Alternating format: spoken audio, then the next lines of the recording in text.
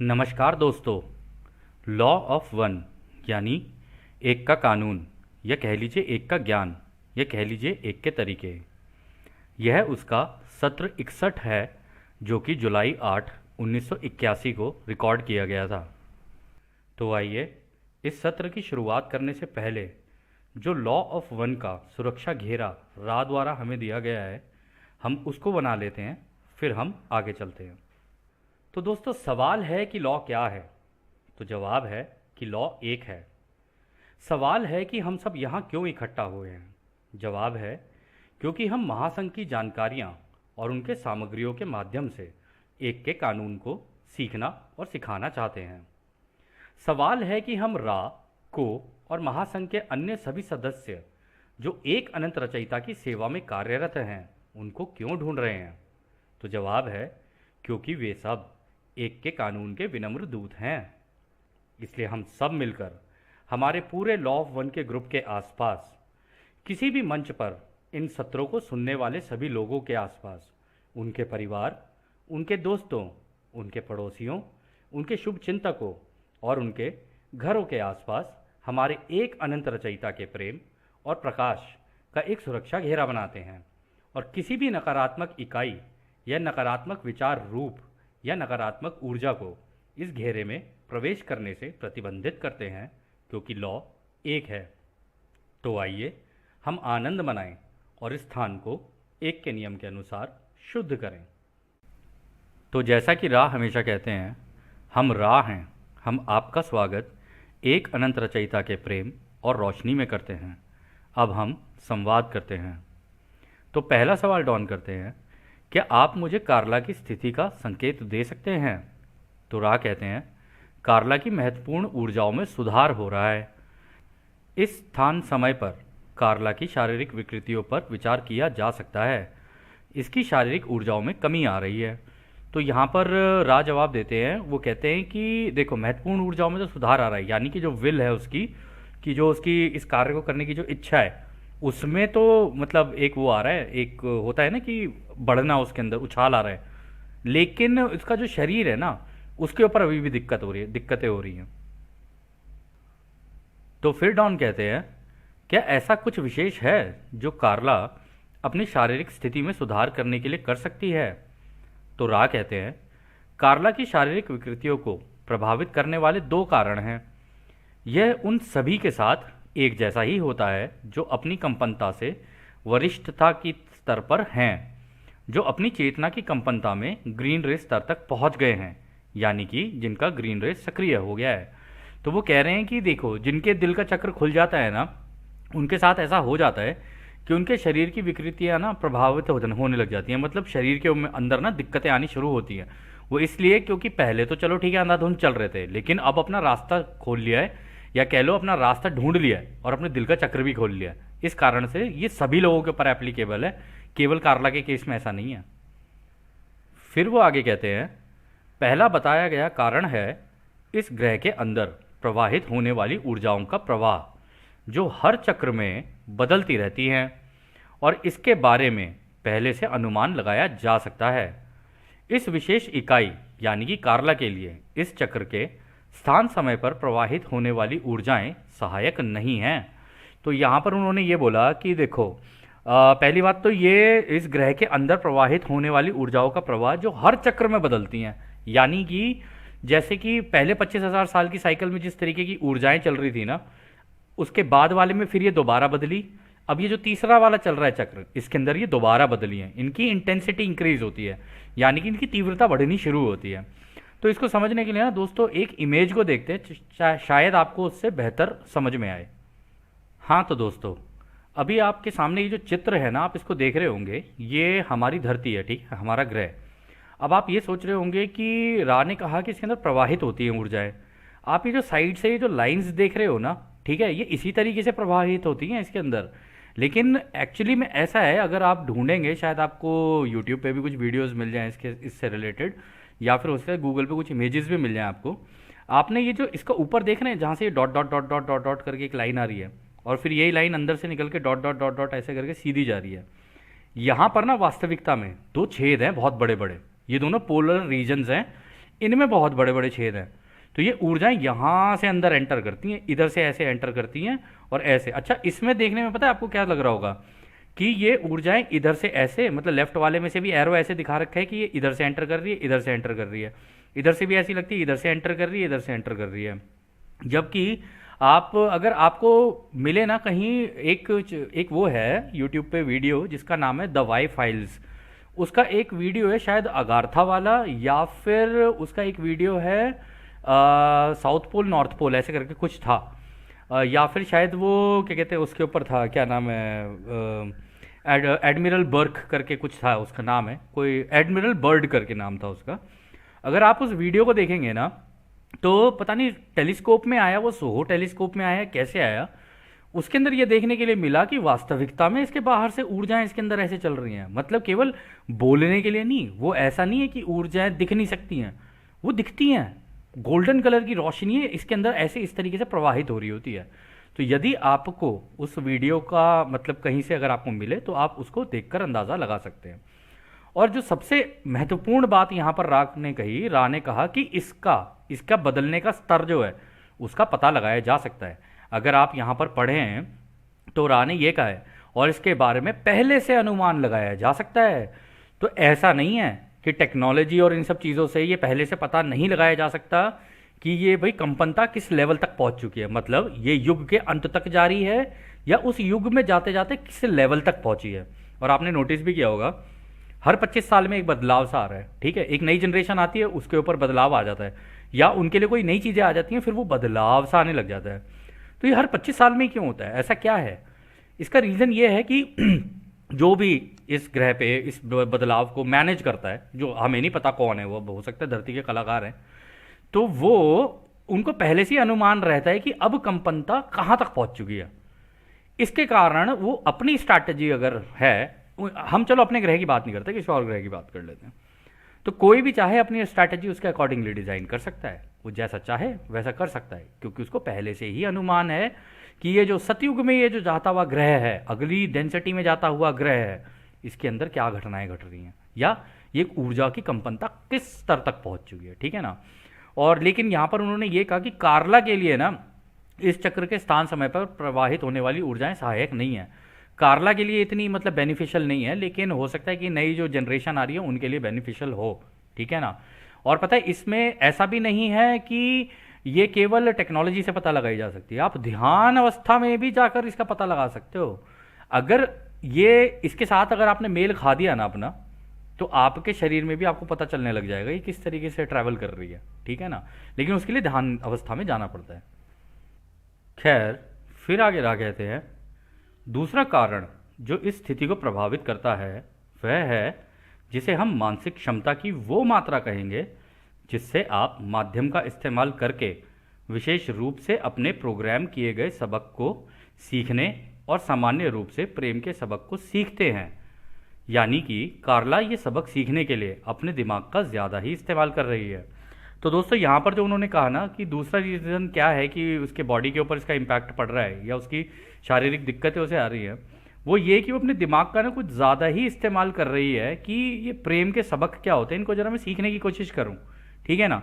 अब प्रॉब्लम ये है यहाँ पर कि प्रेम क्या है, पहले तो ये जानने की ज़रूरत होती है। प्रेम ये है कि ये जो पूरी रचना हुई है ना, एक एक कण के अंदर, मेरी दीवार के अंदर, मेरे अंदर, हर जगह पर जो कण के अंदर जो रोशनी है ना वही है प्रेम, ठीक है। और वो रचयिता के दिल से निकल रही है, इसलिए वो दिल को हम लोग ले जाके ये सोचते हैं कि हाँ वो प्रेम है।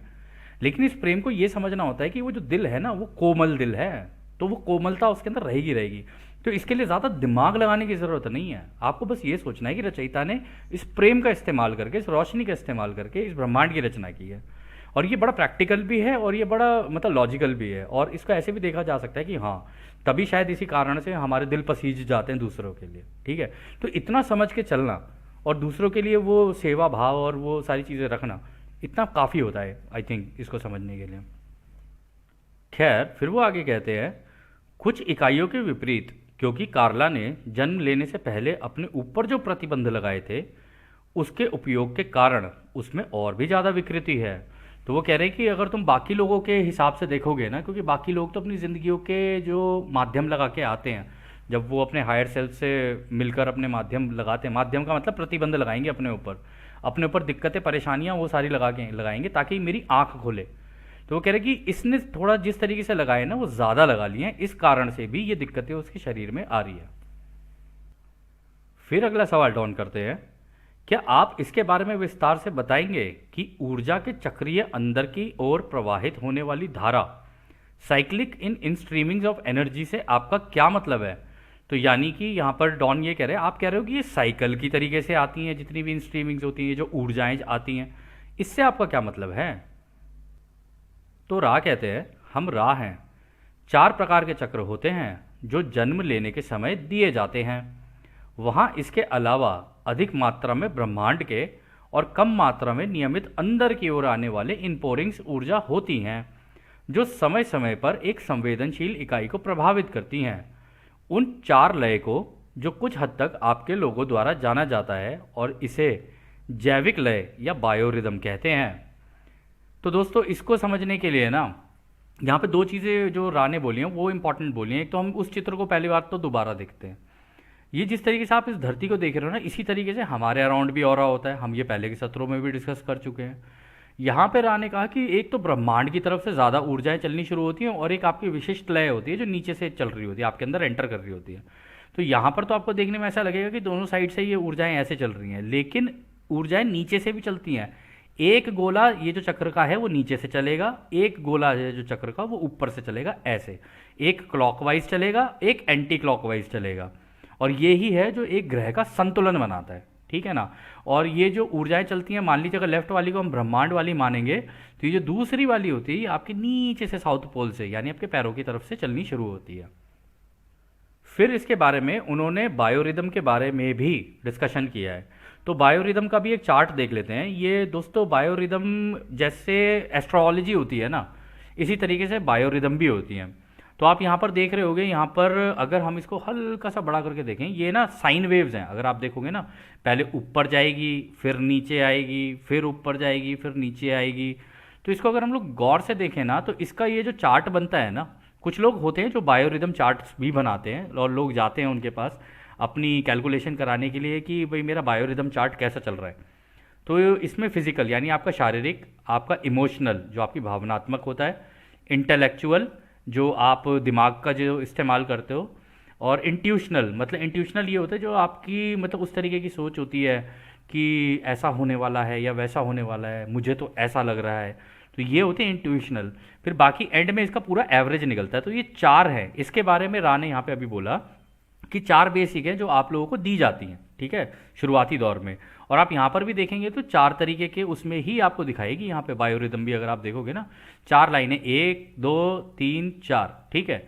और इसके हिसाब से इसकी कैलकुलेशन होती है। अगर हम लोग यहाँ पे कैलकुलेशन को देखेंगे, किसी व्यक्ति की होगी, लेकिन उससे पता चलता है कि उसका पॉजिटिव फेज कितना चल रहा है उसके जीवन का और उसका नेगेटिव कितना चल रहा है। तो फिजिकल अगर शारीरिक रूप से देखा जाए तो यहाँ पे ये जो भी व्यक्ति है, अब ये मार्च 94 का है, किसका है पता नहीं, जिसका भी है ये गूगल पे हम लोगों को मिला था। तो जो भी है श्रेय उन्हीं को जाता है जिन्होंने ये बनाया है। तो ये फिजिकल में अगर आप देखोगे यहाँ पे 60% है, नेगेटिव में देखोगे यहाँ 40% है इसका, ठीक है। इमोशनल भावनात्मक देखोगे तो 52%, नेगेटिव फेज में देखोगे 48%। इंटेलेक्चुअली मतलब दिमाग का कितना इस्तेमाल किया, वो जो हमारा नॉर्मल जो दिमाग का हम इस्तेमाल करते हैं, और थोड़ा बुद्धि जिसे कहते हैं बुद्धिमत्ता का इस्तेमाल करना, तो वो है 53%। और यह 47%। इंट्यूशनल का आपने कितना इस्तेमाल किया, 61% और 39%। तो इससे भी कुछ लोग कहते हैं कि पता लग जाता है, और बाकी हमने तो कभी कराया नहीं है तो इसलिए इतना आइडिया है नहीं। लेकिन रा ने जिस चीज़ के बारे में यहाँ पर बात की वो हमने आपको चार्ट के द्वारा समझा दिया। और जो चार्ट होता है ना, साइन वेव्स जितनी भी होती है ना, इनके अकॉर्डिंगली कैलकुलेट होती है और इनका एक एवरेज निकल के आता है एंड में। उस एवरेज से पता चलता है कि किसी व्यक्ति का ये जो चारों चीज़ें है ना, उसके हिसाब से उसका झुकाव कैसा है। खैर, फिर आगे रा कहते हैं, वहाँ एक चौथा चक्र होता है जिसे हम माहिर या आत्मा के जादू के प्रवेश द्वार का चक्र, gateway of magic of the adept और ऑफ द स्पिरिट, यानी कि एडेप्ट साइकिल कहते हैं। यह वह चक्र है जो आपके लगभग हर 18वें दिन पूरा होता है। तो वो कह रहे हैं कि जिन लोगों को, जो लोग मेडिटेशन वगैरह कर रहे होते हैं ना, वो जब ये मतलब सिद्धियां प्राप्त करने लग जाते हैं या उस दिशा के अंदर होते हैं ना, तो जब वो माहिर हो जाते हैं ना अपने मेडिटेशन में, तो ये चक्र ना घूम के उनका हर 18वें दिन पे आता है, जहाँ पर उनको ये जो प्रवेश द्वार है ना, यानी कि ये जो सिद्धियां प्राप्त होती हैं, हर 18वें दिन पे जाके कुछ उनके साथ ऐसा होता है कि वहाँ पे उनके वो पावर्स एक्टिवेट हो जाती है उनकी, और उस टाइम पर वो चाहे तो इन सिद्धियों को ग्रह मतलब पा सकते हैं। तो इस तरीके से यहाँ पे राके बताने का मतलब यही था। फिर वो इसमें आगे कहते हैं, इसके अलावा ब्रह्मांड के पैटर्न्स भी जन्म लेने के समय कार्य करते हैं, यानी कि प्रभाव डालते हैं, और इसका संबंध आपके उपग्रह से है, जिसे आप चंद्रमा कहते हैं, आपके इस सौरमंडल के ग्रहों से है, आपके सौरमंडल के सूर्य से है, और कुछ मामलों में प्रमुख आकाश गंगा के बिंदुओं यानी मेजर गैलेक्टिक पॉइंट्स के ऊर्जा प्रवाह से आने वाले प्रवाह के कारण भी से भी होता है। तो दोस्तों यहाँ पर उन्होंने कहा कि ये जो हम जब पैदा होते हैं ना, यहाँ पे एस्ट्रोलॉजी की बात हो रही है, ठीक है ना, ज्योतिष जिसे हम लोग बोलते हैं उसकी बात हो रही है। तो वो कह रहे हैं कि कुछ चीज़ें ऐसी होती है जिनका प्रभाव आपके ऊपर पड़ता है, यानी कि आपका जो चंद्रमा होगा उसका भी प्रभाव पड़ेगा आपके ऊपर कि उसकी अलाइनमेंट कैसी है, आपके जो सौर मंडल में जितने भी ये ग्रह बने हुए हैं उनका आपके ऊपर क्या प्रभाव पड़ेगा। प्लस उन्होंने यहाँ पर कहा आकाश के बिंदु, आकाश गंगा के बिंदुओं यानी major galactic points. Major galactic points पता है क्या होते हैं? इस आकाश गंगा के अंदर जितने सूरज होंगे ना, ऊर्जाएं पहले वहाँ गैलेक्टिक सेंटर से, यानी जो हमारे लोगोज हैं वहाँ से उन सूरजों में जाना शुरू करेंगी। तो जितने भी सूरज हुए इस पूरी आकाश गंगा के अंदर, वो हुए मेजर गैलेक्टिक पॉइंट्स। तो ऊर्जा पहले उनके पास जाएगी, फिर उनके द्वारा अपने अपने ग्रहों के ऊपर जाएगी। ये इस तरीके से कार्य करती है। खैर, फिर अगला सवाल डाउन करते हैं, क्या हम कार्ला के एस्ट्रोलॉजी चार्ट को बनाकर उस समय का पता लगाएं जो उसके चक्र के हिसाब से इन सत्र को करने के लिए अधिक मददगार होंगे? तो डॉन ने बोल ही दिया, क्या हम एस्ट्रोलॉजी के चार्ट बनाएं कार्ला का, और फिर यानी ज्योतिष में जैसे हमारा चार्ट नहीं बनता है वो, ठीक है ना, हम जन्मपत्री जैसे बनवाते हैं, वो कह रहे कि इसकी एक जन्मपत्री बनवा लेंगे उस तरीके की, क्या पता वो काम आ जाए। तो राय इसका जवाब देते हैं, इस विशिष्ट सवाल का हमारे पास कोई जवाब नहीं है। यह ध्यान दिया जा सकता है कि आपकी तिकड़ी में से तीनों के द्वारा ही इस ऊर्जा पैटर्न को लाया जाता है जो कि रा हैं, यानी कि आप तीनों की ऊर्जा के कारण हम आते हैं। इस प्रकार आप तीनों में से प्रत्येक की ऊर्जा का निवेश ध्यान देने योग्य है, यानी कि आप तीनों की ऊर्जा महत्वपूर्ण है। तो उन्होंने कहा कि देखो, हम इसके बारे में एग्जैक्टली जवाब तो नहीं दे सकते, लेकिन हम तुम्हें ये बता दें, हमको ये जो तुम बुलाते हो ना अपने सेशन के अंदर, ये जो तुम समाधि अवस्था में कार्ला जाती है, तो ऐसा नहीं है केवल कार्ला के कारण हो रहा है, तुम तीनों की ही ऊर्जा इंपॉर्टेंट है, इस वजह से हम लोग यहाँ पे आ सकते हैं, और तुम तीनों का ही एक ही दिशा में ध्यान है ना, इस कारणवश वो ऊर्जा जो है वो तुम्हारे अंदर से प्रवाहित होती है, और वो हमें रास्ता देती है यहाँ पे कार्ला के द्वारा इस कार्य को करने की।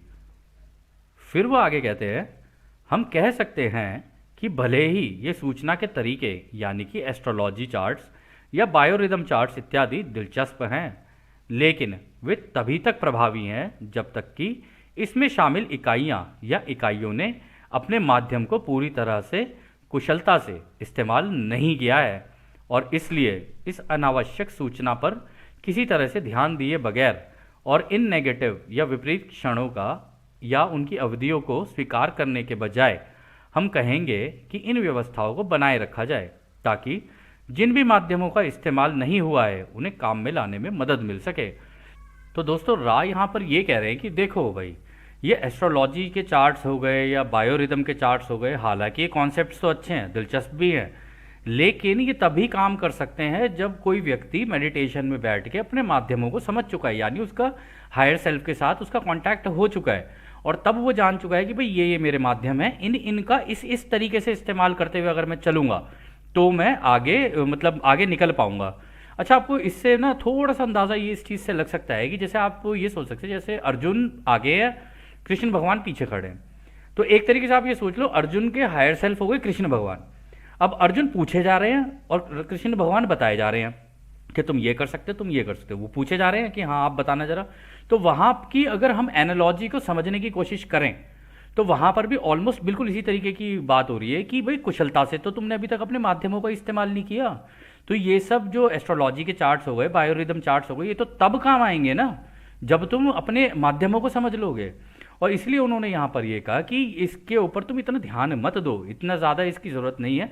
और ये जो हल्के फुल्के नेगेटिव क्षण आ रहे हैं ना कि मतलब कार्ला की तबीयत खराब हो रही है, या तुमको ऐसा लग रहा है जैसे नेगेटिव वो साइकिक अटैक्स पड़ रहे हैं, ये सारी चीज़ें हो रही हैं, तो इसको स्वीकार कर लो। इस वो ज़्यादा बेहतर है कि हाँ, कि अब पढ़ रहे हैं तो पढ़ रहे हैं, अब क्या करें, काम, हम तो काम पर निकले हैं। अब जब काम पर निकले तो दिक्कतें और परेशानियां तो आएंगी आएंगी, और माध्यम तो लगेंगे ही लगेंगे इस केस में, ठीक है ना। तो इसमें फिर वो ये कह देते हैं एंड में कि भाई कोशिश ये होनी चाहिए कि जब तुम किसी कार्य पे निकले हो ना, तो उस व्यवस्था को रखा जाए, बनाए रखा जाए, कि मतलब अपने कार्य से विचलित नहीं होना चाहिए, कुछ भी हो जाए।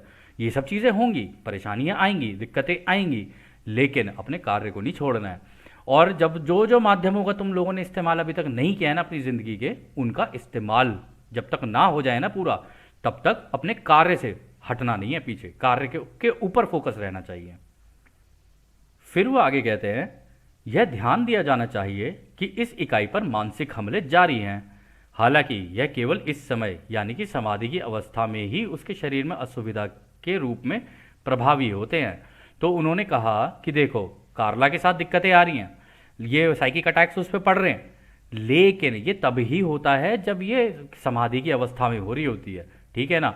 मतलब डायरेक्टली इस तरीके का अगर कोई अटैक होगा मतलब साइकिक, तो वो जब ध्यान की अवस्था में है ना, तभी उसके शरीर के ऊपर प्रभाव डाल सकते हैं, वरना तो ये मानसिक ही रहेंगे। मतलब दिमाग के ऊपर, दिमाग में तुम्हारी खलबल मचा देंगे, या फिर दिमाग को तुम्हारे इस तरीके का कर देंगे कि तुम्हें जाना था किसी और दिशा में और निकल जाओगे किसी और दिशा में। और ये होता ही है दोस्तों, पता है कई लोगों को पता नहीं चलता कि उनके ऊपर साइकिक अटैक पड़ रहे हैं। जब आप दूसरों की सेवा के रास्ते पे निकलोगे ना, आपको अपने अंदर से इतना दृढ़ होना चाहिए, इतना दृढ़ होना चाहिए कि मैं काम नहीं छोड़ूंगा या छोड़ूंगी, चाहे कुछ भी हो जाए, ये मेरा कार्य है, मैंने चुन लिया इस धरती पे आके। अब ऐसे में साइकिक अटैक्स पड़ेंगे तो कोई ना कोई चीज़ आपको बहा के लेके जाएगी, डिविएट करेगी, कभी आप इधर निकल जाओगे, कभी उधर निकल जाओगे, कभी दोस्त, कभी ये, कभी वो, कभी वो, ये सारी चीज़ें चलती रहेंगी।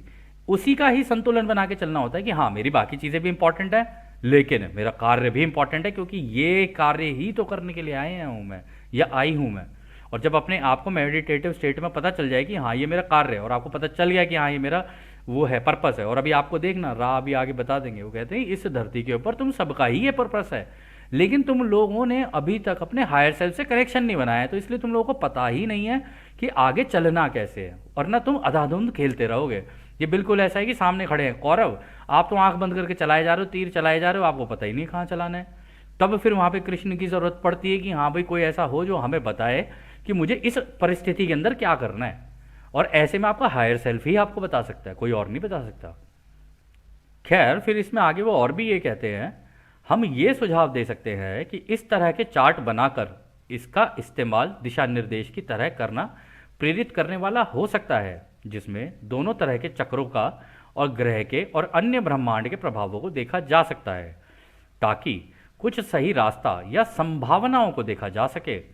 हालांकि हम आपको याद दिलाते हैं कि यह समूह एक इकाई यानी यूनिट है, आप सब अलग अलग नहीं हैं। तो यहाँ पर पता है दोस्तों कितना इंपॉर्टेंट बात बोली उन्होंने कहा कि देखो, तुम ये चार्ट बना लोगे, बायोरिदम चार्ट बना सकते हो, तुम अपनी ज्योतिष वाली वो देख सकते हो, ठीक है, जो तुम्हारी जन्म पत्री जो तुम बनवाना चाहते हो, कह रहे उसके से तुम्हें थोड़े बहुत दिशा निर्देश तो मिल जाएंगे, मतलब अंदाजे ही लगेंगे, उससे भी अंदाजे ही लगते हैं। ऐसा नहीं है कि जो उसमें जो लिख दिया तो वो परम सत्य हो गया, वो ऐसा नहीं है। वो कह रहे हैं कि वहाँ से संभावनाएं देखी जा सकती हैं और रास्ता देखा जा सकता है सही, कि तुम किस दिशा में निकल सकते हो। हालांकि ये मत भूलना कि तुम तीनों एक यूनिट हो, तुम तीनों वॉन्टर्स हो, यहाँ पे कार्य करने के लिए आए हुए हो, तो अपना कार्य पे फोकस करो, और इस चीज़ का ध्यान रखना कि तुम लोग अलग अलग नहीं हो, तुम एक ही टीम के हिस्से हो। इसलिए एक की जन्मपत्री काम नहीं आएगी, एक के बायोरिदम का चार्ट भी काम नहीं आएगा, बनेगा तो तीनों का ही बनेगा एक साथ, और जन्मपत्री बनेगी तो तीनों की ही बनेगी एक साथ। और उसमें इतने मतलब ग्रहों के बारे में जानकारी, फिर ब्रह्मांड के प्रभावों के बारे में जानकारी, वो सब कुछ डालना पड़ेगा। तो इससे बेहतर ये रहेगा कि अपने हायर सेल्फ से कनेक्ट कर लो और अपने जो तुम्हारा कार्य है उसको कर लो, वो ज़्यादा सही है, वो ज़्यादा आसान तरीका है इससे। खैर, फिर अगला सवाल डॉन करते हैं, क्या कोई ऐसा तरीका है जिससे हम तीनों एक संपूर्ण इकाई के रूप में कार्ला पर होने वाले मानसिक हमले के प्रभाव को कम कर सकें और हमारे इस संपर्क के अवसर को बेहतर ढंग से इस्तेमाल कर सकें? तो रा कहते हैं, हम आपको उन चीज़ों से संबंधित जानकारी दे चुके हैं जो कार्ला की सहायता करती हैं। हम आगे कुछ नहीं बोल सकते हैं, यह हमारी राय है जिसे हम विनम्रतापूर्वक आपको देते हैं कि आप में से प्रत्येक इस स्थान समय बंधन पर इस विशेष तीसरी घनत्वता माया में एक दूसरे के साथ असाधारण सामंजस्य में हैं। तो वो कह रहे हैं रा कि देखो, जानकारियां तो हम तुम्हें सारी दे चुके हैं कि तुम क्या क्या कर सकते हो और कार्ला की मदद किस किस तरीके से कर सकते हो, ठीक है ना। और ये जितनी भी राय थी ना हमारी, जब आपने मांगी तो हमने विनम्रता पूर्वक आपको दी भी है कि भाई ये चीज़ें तुम्हारे काम आ सकती हैं इस टाइम पर। अब रा खुद यहाँ पर होते तो मतलब ही नहीं है कि इनके ऊपर कोई वो अटैक कर देता है इस तरीके के साइकिक अटैक, तब तो बात ही अलग हो जाती ना। वो कह रहे लेकिन हम तो दूर बैठे ना, सूरज के अंदर बैठे, हम कैसे करते तुम्हारी मदद। ये तो जो भी कार्य जो तुम तीसरी घनत्वता में तुमने चुना उसको करने के लिए आए हो, तो करना तो तुम्हें पड़ेगा, बस हम मदद कर सकते हैं या तुम्हें बता सकते हैं जब तुम पूछो। और उसमें भी वो कह रहे हैं कि तुम तीनों के तीनों ना, ये जो तीसरी घनत्वता की माया जाल है इसमें जो आए हो ये असाधारण सामंजस्य में है। यानी कि ये कोई ऐसी घटना नहीं है कि तुम ये सोच रहे हो कि तुम अचानक से ही आपस में तीनों दोस्त बन गए, अचानक से ही तीनों का एक साथ वो हो गया। कह रहे ऐसा नहीं है, ये बिल्कुल प्री प्लान्ड तरीके से तुम लोगों ने जिस तरीके से किया था वैसे ही इस कार्य को करने के लिए तुम लोग अब यहाँ पे से कर रहे हो। यह असाधारण सामंजस्य में है, ये है उनका मतलब। खैर, फिर अगला सवाल डाउन करते हैं। मैं आपसे जिम के कुछ सवालों को पूछना चाहता हूँ जो कि हीलिंग के अभ्यासों के बारे में है। पहला सवाल है, शरीर से संबंधित हीलिंग के अभ्यास में आपका शरीर के अभ्यास से क्या मतलब है, जिसका संबंध शरीर का उसके प्राकृतिक रूप में इस्तेमाल करने से है और प्रेम और ज्ञान के बीच संतुलन से है। यानी कि शरीर को प्राकृतिक रूप से इस्तेमाल करके प्रेम और ज्ञान को कैसे संतुलित किया जा सकता है। तो यहाँ पर उन्होंने पूछा कि अच्छा ठीक है, हमारे पास आपने बताया तीन चीज़ें हैं। शरीर है, मतलब मन यानी हमारा जो दिमाग हो गया, दिमाग को तो खैर मन नहीं कह सकते, उसके अंदर आने वाली सोच जो होती है वो होता है मन, ठीक है। दिमाग तो केवल डिकोड करता है। फिर आपने कहा आत्मा है। तो अभी हम केवल शरीर की बात करते हैं कि शरीर का इस्तेमाल हम लोग कैसे कर सकते हैं ये प्रेम और ज्ञान का संतुलन बनाने के लिए। तो राइस का जवाब देते हैं, कार्ला के द्वारा ट्रांसफर की गई ऊर्जा के इस्तेमाल के कारण हम सामान्य से अधिक संक्षेप में बात करेंगे। इसलिए यदि हमारा जवाब पर्याप्त नहीं लगे तो हम विनती करते हैं कि आप आगे और सवाल पूछ सकते हैं। शरीर में कई प्राकृतिक कार्य होते हैं, यानी कि इसके काम करने के कई प्राकृतिक तरीके हैं। इन तरीकों में से कई का संबंध आपके उस व्यक्तित्व से होता है जो पूर्ण है और अभी प्रकट नहीं हुआ है, यानी कि आपका छुपा हुआ या अव्यक्त रूप अनमैनिफेस्टेड सेल्फ। और आमतौर पर आपके इस रूप में संतुलन की आवश्यकता नहीं होती है। तो यहाँ पर उन्होंने बात की, देखो शरीर के ना अपने अपने तरीके होते हैं, मतलब हर किसी का जो शरीर होता है ना उसके कुछ कार्य होते हैं, या कह लो कि ये डिज़ाइन इस तरीके से किया गया है कि कुछ चीज़ें होंगी जो इससे रिलेटेड होंगी, शरीर से। इनको बोलते हैं वेज ऑफ फ्लैश, यानी शरीर के तरीके, ठीक है। तो वो यहाँ पे वो ये कह रहे हैं कि एक दूसरा इसके अंदर चीज़ और है कि तुम्हारा जो ऑरा है ना, एक वो भी तुम्हारा अस्तित्व है, यानी वो कह लो वो तुम्हारा व्यक्तित्व है अपना एक ऐसा जो कि अभी प्रकट नहीं हुआ है। यानी जैसे जैसे तुम आगे बढ़ते जाओगे, सीखते जाओगे ना, ये धीरे धीरे प्रकट होगा, मतलब डेंसिटीज़ के अकॉर्डिंगली ये भी प्रकट होना शुरू हो जाएगा। तो वो कह रहे हैं कि इसमें अभी संतुलन की ज़रूरत नहीं होती है, लेकिन हाँ शारीरिक संतुलन की तो ज़रूरत है। फिर वो इसमें आगे कहते हैं, कुछ प्राकृतिक कार्य ऐसे होते हैं जिनका संबंध दूसरों से होता है। इसमें स्पर्श करना, प्रेम करना, किसी का यौन जीवन और वो समय शामिल हैं जब अकेलेपन से निपटने के लिए दूसरों के साथ की इच्छा होती है, जो कि शरीर का स्वाभाविक कार्य है। और यह उस प्रकार के अकेलेपन के विपरीत होता है जो मन भावना के होते हैं या आत्मा के होते हैं। तो यहाँ पर उन्होंने पहली चीज़ ये बताई, देखो हमारा जो शरीर है ना वो इस तरीके से डिज़ाइन किया हुआ है। वो कह रहे हैं कि देखो ये जो टच होता है ना, जब तुम एक दूसरे को टच करते हो, हाथ मिलाते हो या एक दूसरे गले लगते हो या कुछ भी है, ये जितनी भी चीज़ें होती हैं ये भी शरीर के लिए ज़रूरी चीज़ें हैं, ठीक है। एक दूसरे से प्रेम करना ये भी बहुत ज़रूरी है। जिन चीज़ों को हम लोग यौन क्रिया कहते हैं या कह लो प्रेम क्रिया कहते हैं, वो चीज़ें भी बहुत ज़रूरी हैं क्योंकि ये तो तुम्हारे शरीर की है ना, डिज़ाइन किया है। एक चीज़ हम लोगों को दोस्तों इससे एक बात याद आ रही है कि इस प्रेम क्रिया को लेकर ना एक सवाल उसमें किया था वॉइसेस ऑफ कन्फेडरेशन में। तो किसी ने पूछा था, जो सवाल करता थे उन्होंने पूछा था कि ये जो ये प्रेम क्रिया है क्या ये सही है या ये गलत है। तो उन्होंने कहा अगर ऐसा होता, अगर ये गलत होती तो रचयिता तुम्हें देते ही क्यों।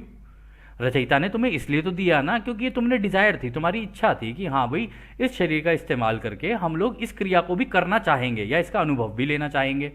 तभी तो तुम लोगों को दिया गया ये। तो यहाँ पर वो कह रहे हैं शरीर का इस चीज़ के लिए इस्तेमाल किया जाता है, प्रेम करने के लिए भी, स्पर्श करने के लिए एक दूसरे को, और प्रेम क्रिया करने के लिए भी।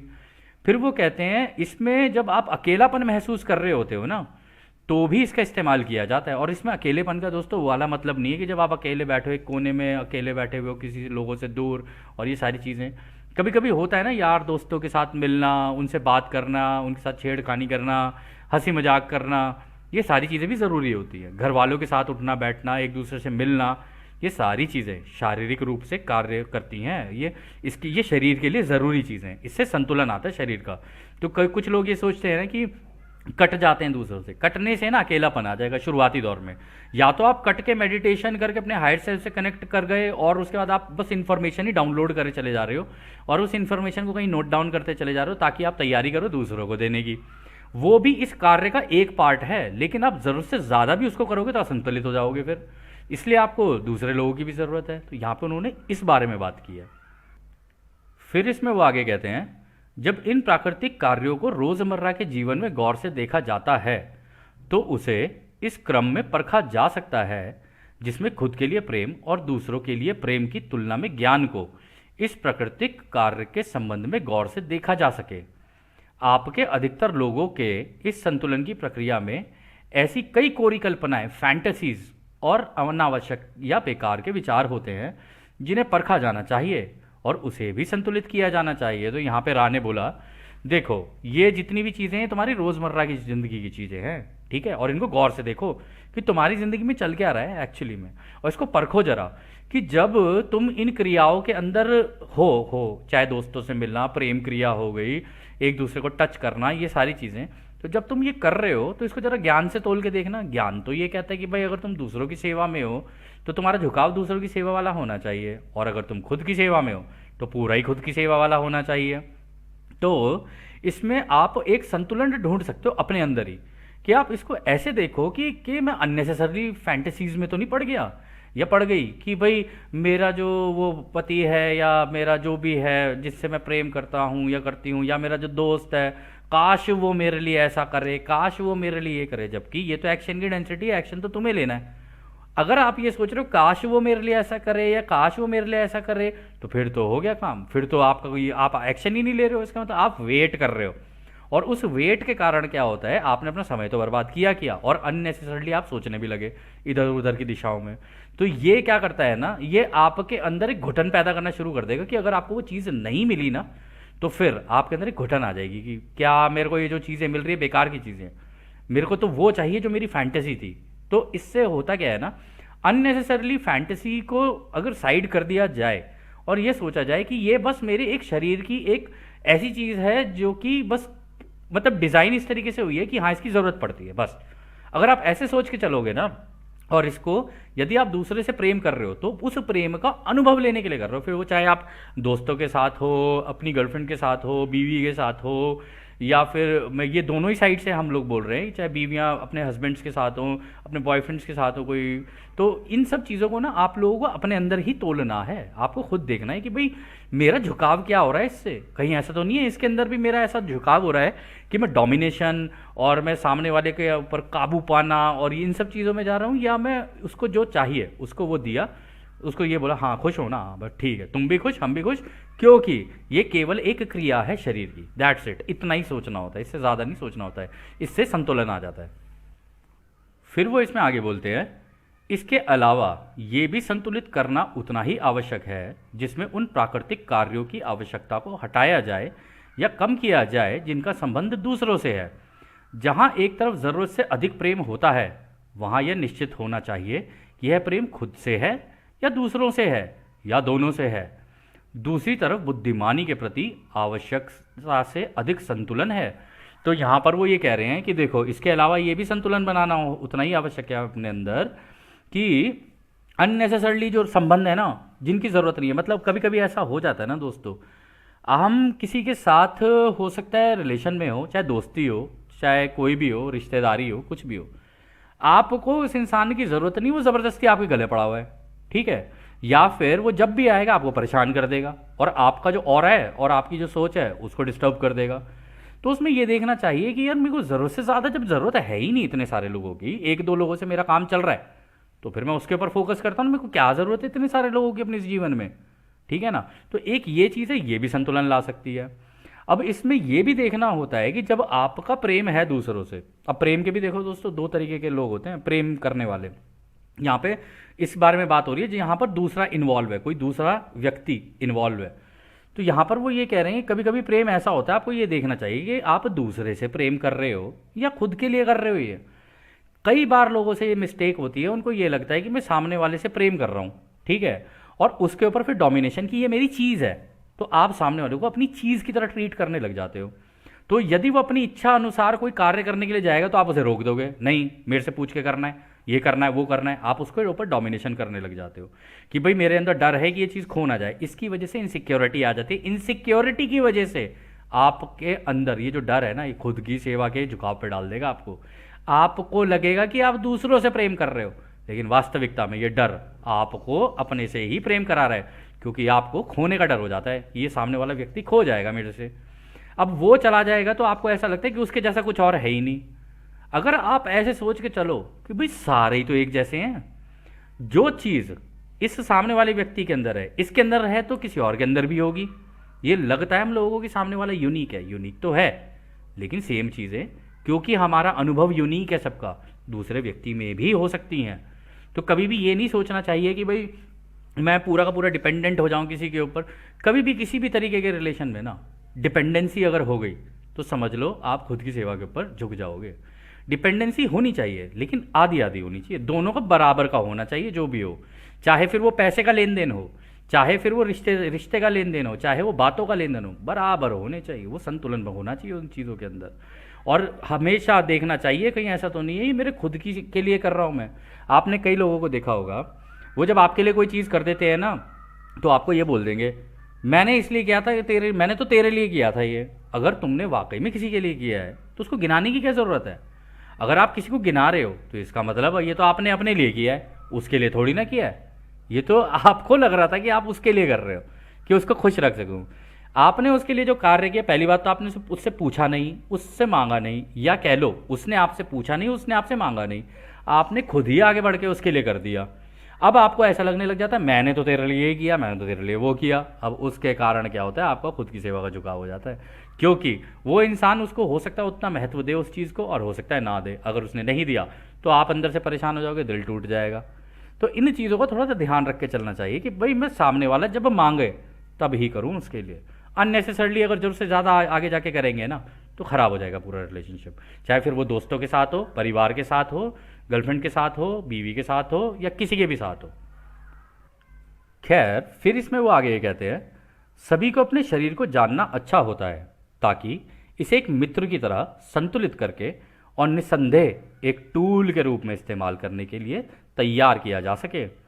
क्योंकि यदि आप चाहें तो दूसरों के साथ मिलकर किसी भी शारीरिक क्रिया का इस्तेमाल करके ऊर्जा के परिसरों या केंद्रों को ऊपर से ऊपर ले जाया जा सकता है। तो वो कह रहे हैं कि देखो तरीके तो बहुत हैं। अपने शरीर को पहली बात तो अपना फ्रेंड मान के चलो और ये सोच के चलो कि ये तो रचयिता का दिया हुआ एक डिवाइस है, मेरे को जो मिला हुआ है, एक टूल मिला हुआ है, इसका इस्तेमाल करके मुझे अपने चक्रों का संतुलन बनाना है। ठीक है, अब वो करने के लिए भाई अलग अलग तरीके, आप प्रेम क्रिया भी एक तरीका है, दोस्तों से मिलना, घुलना मिलना, और परिवार से घुलना मिलना, रिश्तेदारों से भी घुलना मिलना, स्कूल जाना, ये करना वो करना, जितनी चीज़ें आप कर रहे होते हो ना इनमें कहीं ना कहीं आपके चक्र खुल रहे होते हैं, कहीं खुल रहे होते हैं। कोई एक बुरा सा वो हो गया अनुभव, फिर वो चक्र एकदम से ब्लॉक होने लग जाएगा। तो अपने आप को बुरे अनुभवों से, ऐसा नहीं है कि बचाना है, बुरा अनुभव हो तो उसका तुरंत विपरीत सोचना है। अगर ये चीज़ ऐसे हुई है तो इसका विपरीत क्या हो सकता है।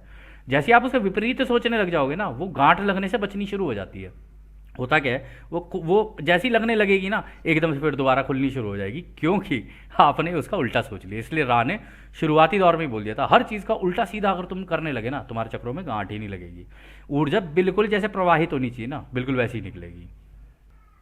खैर फिर इसमें आखिरी में वो कहते हैं इससे कोई फर्क नहीं पड़ता है कि आपका व्यवहार कैसा है, सबसे महत्वपूर्ण संतुलन उस स्तर पर होता है जब दूसरों के साथ हर तरह के पारस्परिक व्यवहार या क्रिया या इंटरैक्शन की समझ होती है। ताकि संतुलन चाहे प्रेम ज्ञान या ज्ञान प्रेम का हो, दूसरों को संतुलित व्यवस्था के रूप में देखा जा सकता है और इस प्रकार आपको इस पर आगे काम ना करना पड़े, आप अपना संतुलन करने से मुक्त हो जाएं। तो इसका मतलब उन्होंने देखो कितना सही तरीका बताया। उन्होंने कहा देखो आपका व्यवहार कैसा है इससे फर्क नहीं पड़ता। अगर ये पूरा का पूरा अनुभव चल रहा है, वीडियो गेम चल रही है, आप इसमें दूसरों से सीख भी तो सकते हो। ये जब आपको मिली हुई है पूरी वीडियो गेम, सबसे महत्वपूर्ण संतुलन है कि देखो आपका दूसरों से किस तरीके का व्यवहार है, आप उनको भी देखोगे ये क्या क्या कर रहे हैं। जब आप उनको ऑब्जर्व करने लग जाओगे ना कि ये क्या क्या कर रहे हैं, तो उनकी कुछ चीज़ें तो आपको ऐसी लगेंगी कि हाँ इस कार्य से, इसने जो कार्य किया वो इसकी वजह से दूसरे को अच्छा लगा, तो वो कार्य मुझे भी करना चाहिए। ये सीख लिया आपने।